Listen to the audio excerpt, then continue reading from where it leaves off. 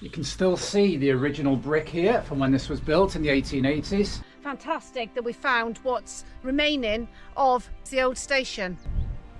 Wow, amazing. Finding bits of Britain's forgotten railway past. So this is where it all began, or indeed it all ended. We are actually in front of the steps that used to lead down to the track bed, which we are now standing on, which went from Upwey Junction all the way out to Abbotsbury, 6.5 miles away. Not sure if these old rails are from when the track was taken up in the mid-1960s and been left here for several decades. So through these gates you can just about see where the line went into two.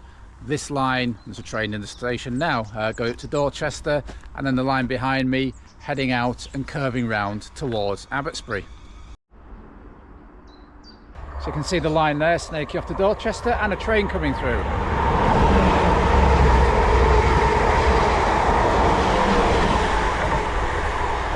Our track headed off in that direction. So we're now standing on the bridge that would have taken the railway under the Dorchester roads. As you can see, the site is now a builder's yard, but the old station buildings still remain intact. On the other side of the bridge, it's now a private residence. So nothing ventured, nothing gained. We sought permission from the people at the building site and we managed to walk past the original station here, original Broadway, then known as Upwey, and came to that bridge underneath. So big thanks to Buildright for letting us come into the yard and actually go under where this bridge used to go with the Dorchester Road above it.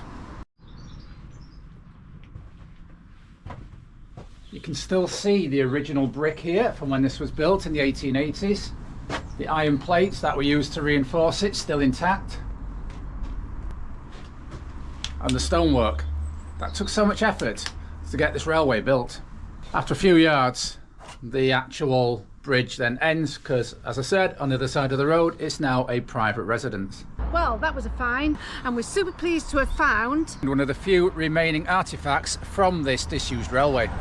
So our next stop was just a couple hundred yards on, where the railway line crossed Waterloo Lane with a rather lovely arched bridge. You can see the arched bridge going across what is called Waterloo Lane, and it's now, the old line is part of somebody's garden. I think I just see some like kiddies goalposts up there, so children now play football along the old track bed. Lovely arching brickwork under here.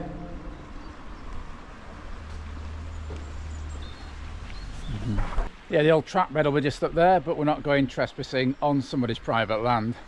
Tell you what, it may have taken them a while to build this railway, but they did a good job of this particular bridge. So from this corner of a lane, we can just see the line of the railway there, that top line of trees and hedges. It's inaccessible, it's on private land, but yeah, little traces of this forlorn and forgotten railway still in evidence. So just beneath the village of Coryates up there, and we do think we've found for you one of the last remaining structures on the section of line between Portesham and where we were at Broadway. So here we have the remains of a bridge which used to take the line across this lane. Now we found a photograph in the early 1970s which shows it in a little bit more clearly than it is now, covered with all this foliage. You see, look, the stones are moved. Yes, you can see here the stones have moved over time. Looks very unstable. What a shame. Looks in better nick on this side of the wall. Some remaining embankment here which took that line over where the bridge was we've just seen. And in a minute we're going to try and find any remains of this station of Coryates Halt. Now, is this the remains of another bridge which took the line across? Yeah, I think we found something here. Yeah, a slight dip in the ground here, path into a farm, but yes, another structure that had to take the line across so the farmer could still access their land. Bit more brickwork here, and just almost within touching distance would have been the track bed above me of this relatively short-lived and relatively unsuccessful railway line. If we step back a little bit onto the lane, you can see over here the line of trees, which then joins up to those bridges that we've just discovered. Just going to go from the line of the bridge across the road and up to the other side where the old track bed was.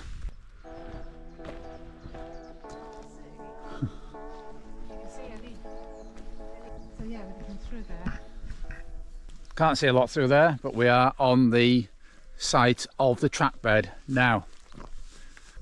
Let's go along a few yards along this footpath and see what comes to light.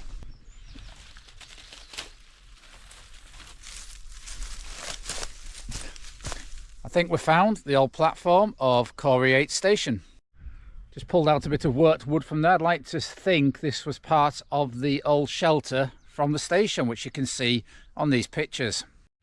Looks like I was right, because I've also found this metal bolt here and some upright pieces of wood, which I have very little doubt was the old station shelter. It would take a lot of work to uncover all this, but fantastic that we found what's remaining of, we feel, is the old station.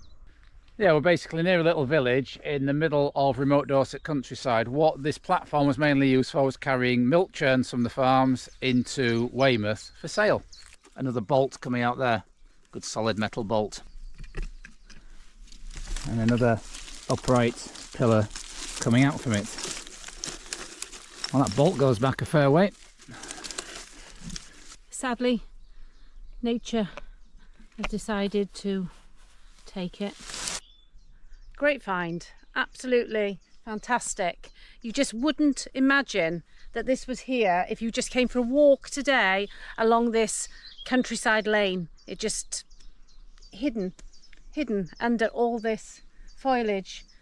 Nature reclaimed something from the past. But we hope we've reclaimed it back for you watching this channel. And if you are pleased with us reclaiming parts of our industrial past, then please give this video a like and subscribe to the channel for more like this to come, and other varied history content.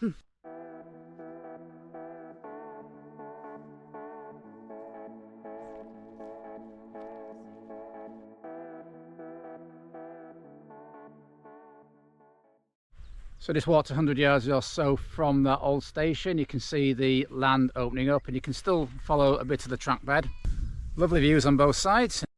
Just wide enough here for single track. I think when we've walked this little section, which is obviously an embankment, any evidence of the line peters out again, but we'll see. What have we got there then, Dawn? Well, that certainly looks like some evidence of... Maybe a gate or something, a metal gate into that field. It's actually hard to see what it is, but it's strange, isn't it, how the hedge has actually grown over it.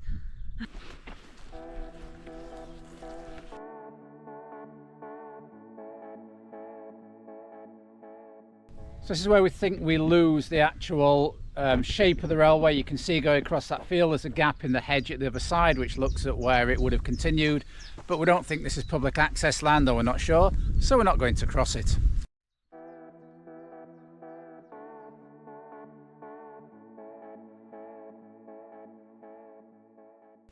So after those exciting finds, we're heading back down from the track bed, and now we're going to head to Portesham and see what we can find there. One of those strange April days. It's actually really chilly this morning when we went for our run, but now it's really warming up quite nicely. I reckon it's about 18 degrees now, and when you're in the shelter in little heat traps it feels considerably warmer. The old bridge. So just walk through Portesham, through the back of the school on a public footpath, and we can see the line, the embankment there where those houses are, of where the railway came out at the other side of Portesham. We're not going to cross because it looks like that horse wouldn't take too kindly to it. Actually, he's just grazing. Is he? He's got a bit of a long face on him. So just parked in the busy village of Portesham, and we're going to find the track bed. The only bit that you find is an official public right-of-way on the OS map, and it's just about 1.2 miles to the end of the line over in Abbotsbury. As we head out of the village, you can see the embankment over there where the line crossed the back of the village, so it didn't go through it. So if you stick with us to the end of the line, you will see the most intact piece of the old Abbotsbury Railway waiting for us right at the end of this journey. So here we go, where it crossed the main road to Abbotsbury at this point. So it would have crossed right here, across the road and in front of us.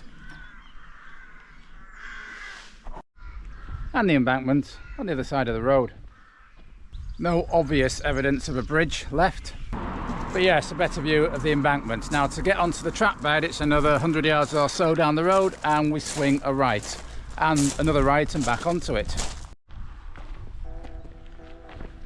There was also a railway station at Portesham, but it is being converted into private residence and holiday let, and you can't really see it on this walk, but it is just off to our right as we enter onto the track bed.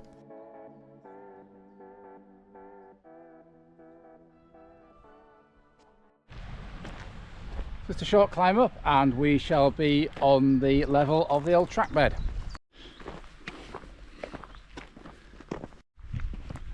So we have the most substantial remains of a building yet on this line. We have this old sleeper hut to our left.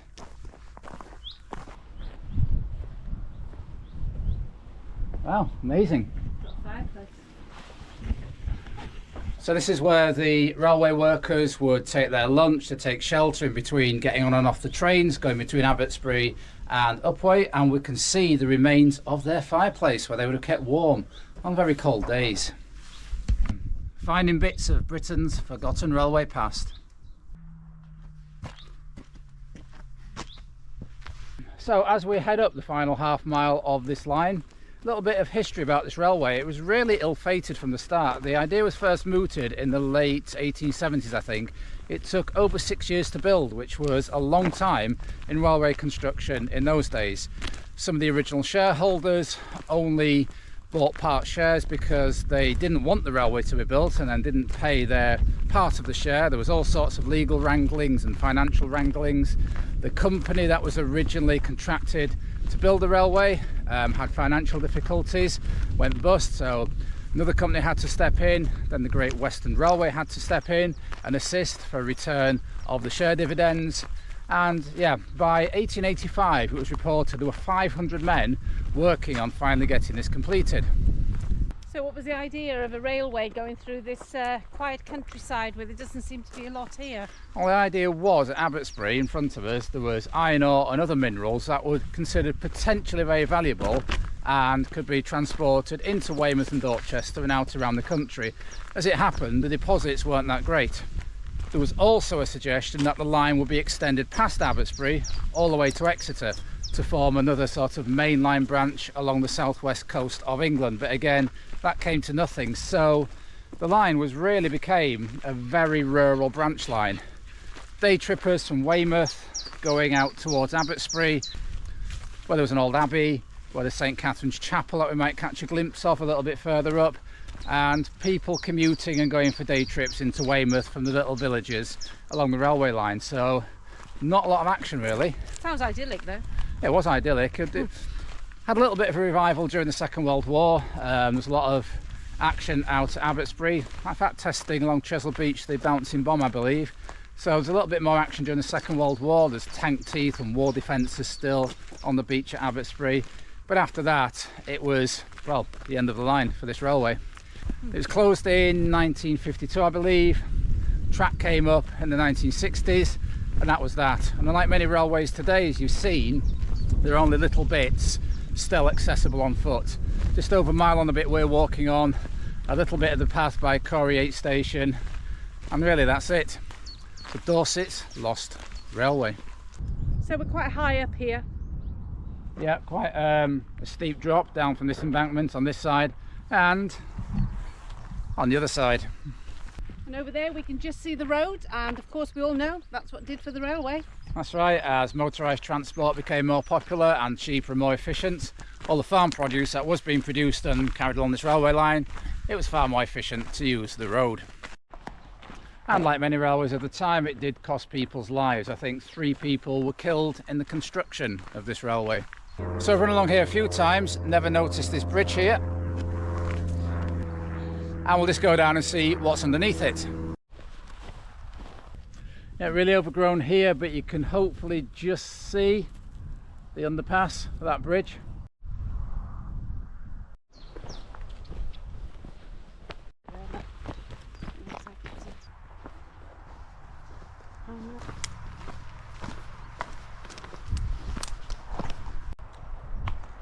So what we have here is the remains of a rather wonderful looking stone engine shed, which we believe, when the Great Western Railway took over the line fully in 1906, fell into disuse because they didn't need to store the engines up here. They're all stored down at the other end at Upwey. So we can see 1, 2, 3, 4 big windows. Presume it would have been the same on this side too. Probably there's room enough here to store one engine because it was just a single track line.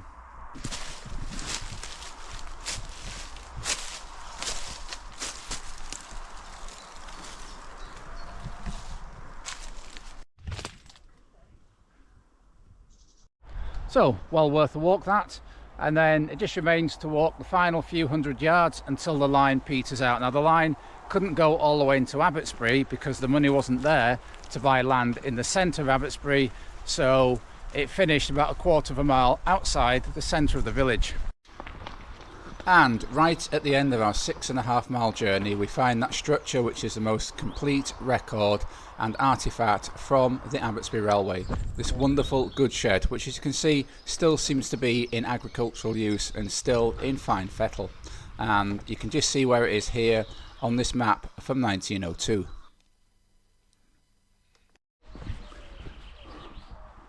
And here's what the terminus of the Abbotsbury line would have looked like in the early 1900s at Abbotsbury Station. Let's see what we can find in terms of anything left.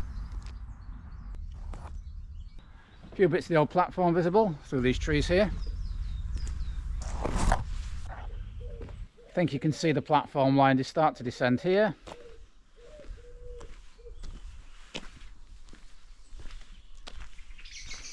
So we hope you've enjoyed this little exploration of the old Abbotsbury line. If you have, please give this video a like, and if you'd like to see our future history walks uploads, then please subscribe to the channel.